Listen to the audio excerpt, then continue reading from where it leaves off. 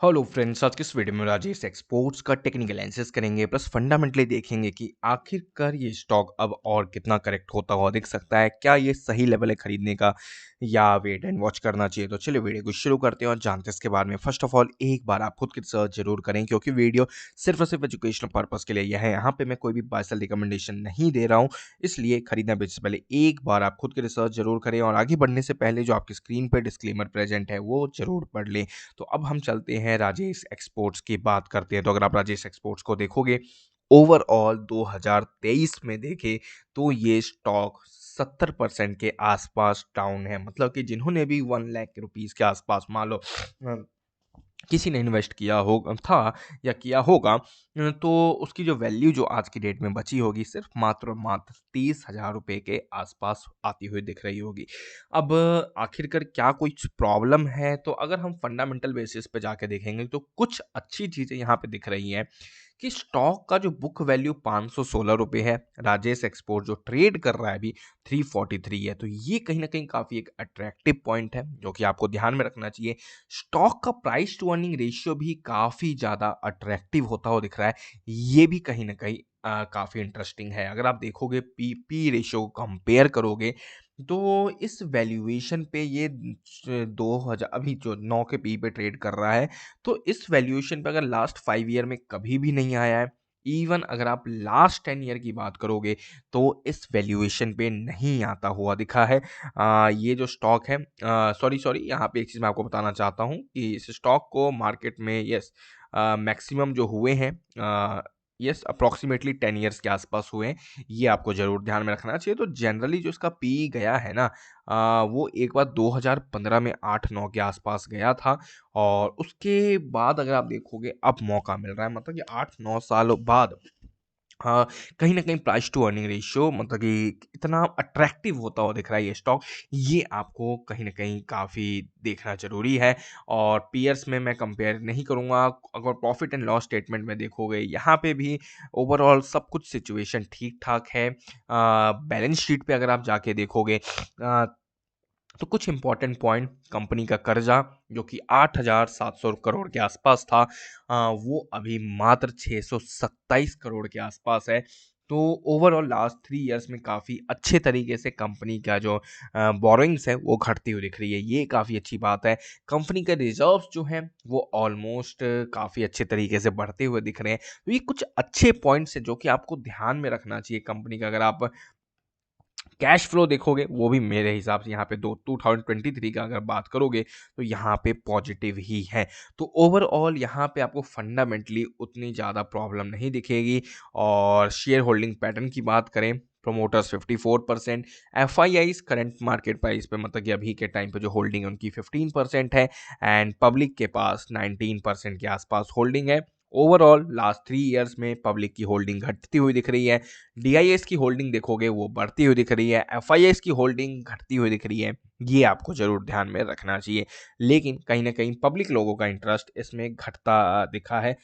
ये कहीं न कहीं एक काफ़ी मतलब कि देखने वाली बात है। Overall 3 year yes recent quarters में इंक्रीमेंट है, ये भी आपको ज़रूर ध्यान में रखना चाहिए। तो यहाँ पे ओवरऑल अगर आप ऊपर-ऊपर से देखोगे स्क्रीनर डॉट इन पे जाके तो उतनी ज़्यादा प्रॉब्लम नहीं दिखेगी। ये आपको ज़रूर ध्यान में रखना चाहिए।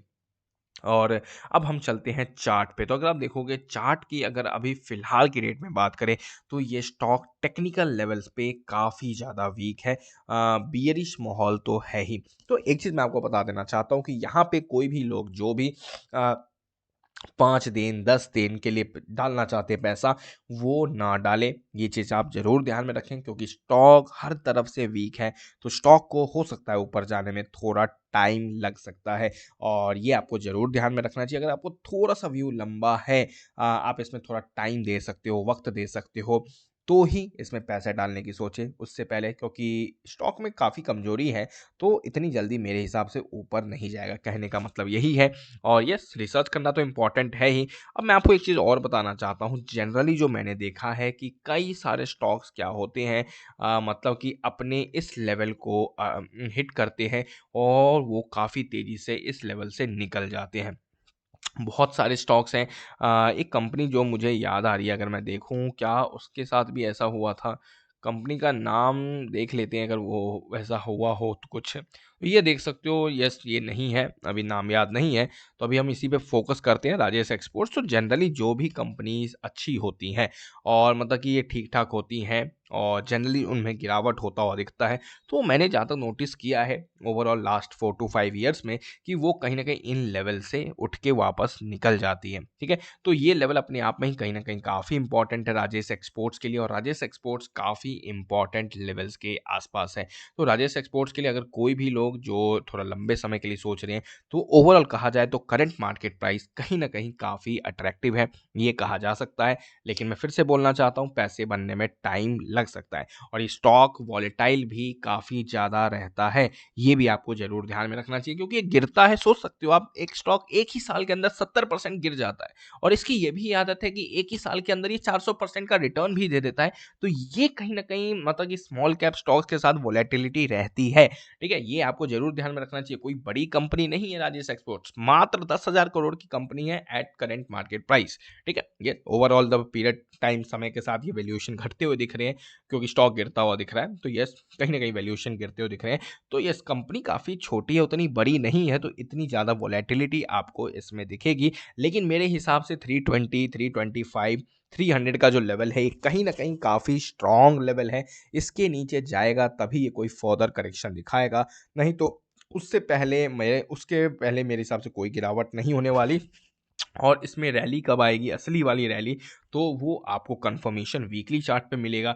वीकली चार्ट पे कंफर्मेशन कैसे मिलेगा, तो उसका सिंपल सा मतलब कि रूल है मेरे पास, वो यही है कि 20 एसएमए ऊपर जाना चाहिए एंड 50 एसएमए का क्रॉसओवर जब हो जाता है, जब इस टाइप का कंफर्म मतलब कि पैटर्न बन जाता है, तो वो कंफर्म हो जाता है कि स्टॉक में अब रिवर्सल आने वाला है और स्टॉक यहाँ से रैली करता हुआ दिख सकता है। तो अभी कुछ भी ऐसा नहीं दिख रहा है, तो यहाँ से वीकली चार्ट के अकॉर्डिंग ये वीक ही है, डेली चार्ट के अकॉर्डिंग भी वीक ही है। Yes, long term time frame के अकॉर्डिंग काफ़ी अच्छे लेवल्स पे है, ये हमें पता लग रहा है। और उसका कंफर्मेशन आप लोगों को जो भी ट्रेडिंग करना चाहते हैं, जो स्विंग ट्रेड लेना चाहते हैं, तो वो कहीं ना कहीं वीकली चार्ट का यूज़ कर सकते हैं। और यस, थोड़ा लंबा व्यू है तो आप लॉन्ग टर्म का जो चार्ट पैटर्न है वो यूज़ करें। तो बाकी आपको जैसा अच्छा लगता है वैसा करें, ये कोई भी बाय सेल रिकमेंडेशन नहीं है।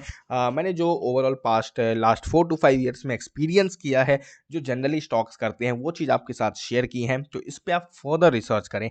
जैसे आप किसी कंपनी के मतलब कि फॉर एग्जांपल बाइक खरीदने जाते हैं, कार्स खरीदने जाते हैं, तो रिसर्च करते हैं ना, किसकी खरीदूं, मारुति की खरीदूं कार, टाटा की खरीदूं कार, सेफ्टी रेटिंग क्या है, 5 स्टार रेटिंग है या नहीं, तो ये बहुत सारी चीज़ें हम देखते हैं। तो वैसे ही आपको स्टॉक मार्केट में भी देखना चाहिए और तभी पैसा डालना चाहिए। जल्दीबाजी करना महंगा पड़ सकता है, ये आपको ज़रूर ध्यान में रखना चाहिए। अगर आप यहाँ पे सोच समझकर, सीख कर, कॉन्फिडेंस के साथ, अपनी कन्विक्शन के साथ खुद के रिसर्च पे पैसा डालोगे, तो आप यहाँ पे पैसा ज़रूर बनाओगे।